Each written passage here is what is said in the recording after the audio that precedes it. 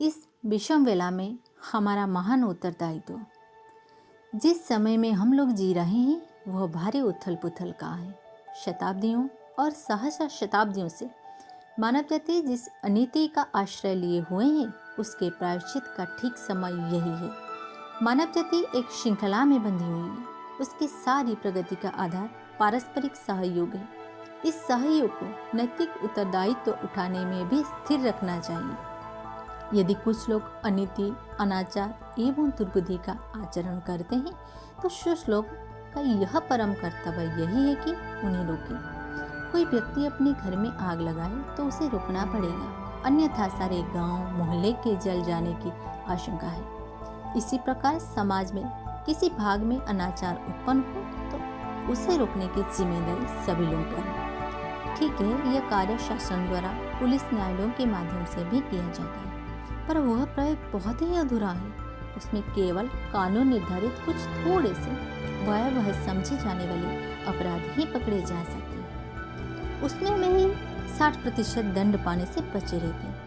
छूट-फूट वैयक्तिक अनाचारों के विरुद्ध कोई कानून नहीं। उन्हें तो तभी रोका जा सकता है जब अन्य लोग अपने नैतिक बल, दबाव, भर्त्सना, निंदा, प्रतिरोध, असहयोग आदि द्वारा उसे रोकें।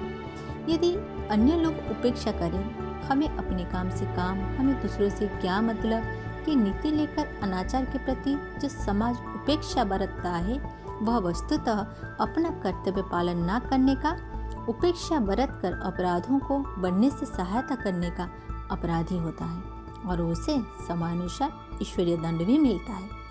लोग शताब्दियों से विकृत दृष्टिकोण लेकर जीवन जी रहे हैं। फलस्वरूप सामाजिक परंपराएं भी नष्ट होती चली आ रही हैं।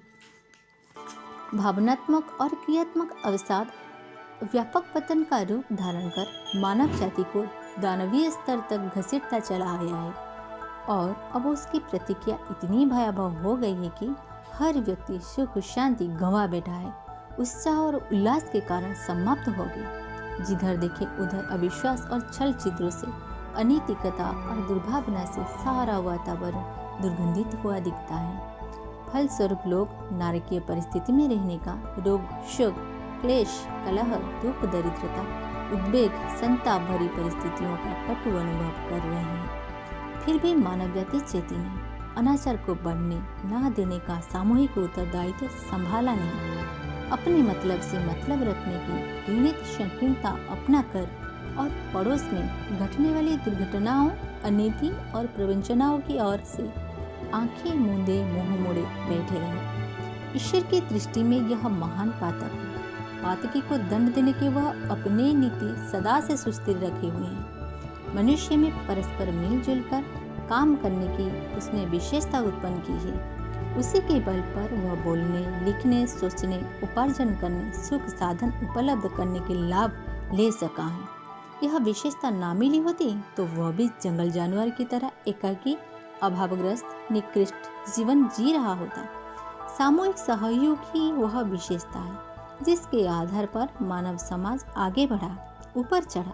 इस ईश्वर प्रदत्त महान वरदान का उपयोग भौतिक सुविधाओं के कमाने तक ही सीमित रखा जाए यह उचित नहीं। इसके साथ साथ एक नैतिक उत्तरदायित्व यह भी जुड़ा हुआ है कि एक दूसरे को सन्मार्ग पर चलने की, कुमार्ग पर बढ़ने से रोकने की जिम्मेदारी है।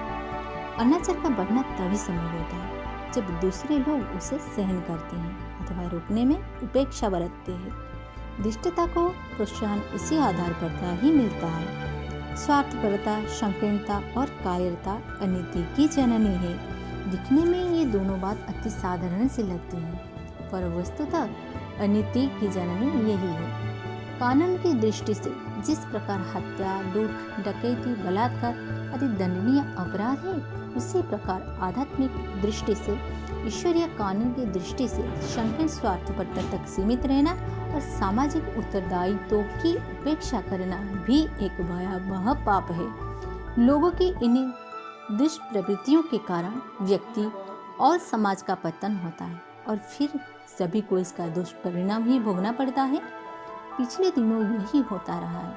दुर्बुद्धि बढ़ती रही है, समाज को मार्गगामी होता रहा है और शेष लोग चुपचाप अपने विलों में बैठे दिन गुजारते और तमाशा देखते रहे हैं। छोटे बड़े प्रतिरोध द्वारा रोकने के लिए जो प्रयत्न किया जा सकता था वह भी नहीं हुआ। जिन्हें प्रतिभा उपलब्ध भी थी उन्हें समाज को संगठित कर अनीति का प्रतिरोध करना चाहिए था, पर उन्होंने भी वैसा कुछ नहीं किया। तथाकथित संत, महंत, सिद्ध, भक्त, धनी, विद्वान और कलाकार बहुत हुए हैं, पर वे अपनी शक्ति, बुद्धि, कौशल दिखाने और अपनी प्रतिभा को चमकाने में ही संतुष्ट रहे। व्यक्ति और समाज की बढ़ती हुई दुष्प्रवृत्तियों का नियंत्रण महान आत्माओं का यही एकमात्र पवित्र कर्तव्य है। इस दृष्टि से लगता यही है कि पिछली शताब्दियां अभावग्रस्त और असफल रही। उन्होंने इस तरह की महान आत्माएं नहीं के बराबर ही उगाई। जो उत्पन्न हुई भी वे इतनी कम है कि उन्हें उंगलियां पर गिने जाने लायक अपवाद ही समझा जा सकता है। ईश्वरीय दृष्टि में यही महान नाम तम पातक है। जो समाज अपने भीतर सुधार और संघर्षशील नेता उत्पन्न नहीं कर सकता वह वंध्या है।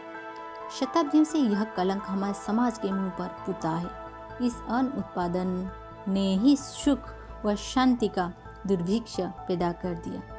अब उसका दंड प्रतिफल सबको भोगना पड़ रहा है। शास्त्रों के द्वारा, अंतःकरण की पुकार के द्वारा ईश्वर हर व्यक्ति को अपने कर्तव्य का उद्बोधन देता रहता है, पर जिन्होंने उपेक्षा और अवज्ञा करती है और वो करना ही ठान लिया हो उसके लिए दंड के अतिरिक्त और कोई मार्ग कौन सा श्रेष्ठ रह जाता है।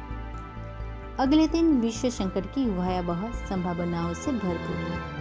उसमें अनेक अप्रत्याशित विपत्तियों के पहाड़ टूट पड़ेंगे और कुचल कर मनुष्य को यह शिक्षा देंगे कि उसे सुख सुविधाएं उपलब्ध कर वासना और तृष्णा संकुलित घृणित जीवन जीने में ही मदमस्त नहीं रहना चाहिए। सामाजिक उत्कृष्टता के स्थिर रखने के लिए पुरुषार्थ करते रहने के अपने महान कर्तव्य को भी ध्यान में रखना चाहिए। इस तथ्य की उपेक्षा करके संसार को वर्तमान दुर्गति तक पहुंचा देने की जिम्मेदारी हम सबकी है। इसलिए उस पाप का प्रायश्चित भी सामूहिक रूप से ही करना होगा। देवी विपत्तियां को मर्मोपेदी प्रहार हम सबको इसी कारण सहने के लिए विवश होना पड़ेगा।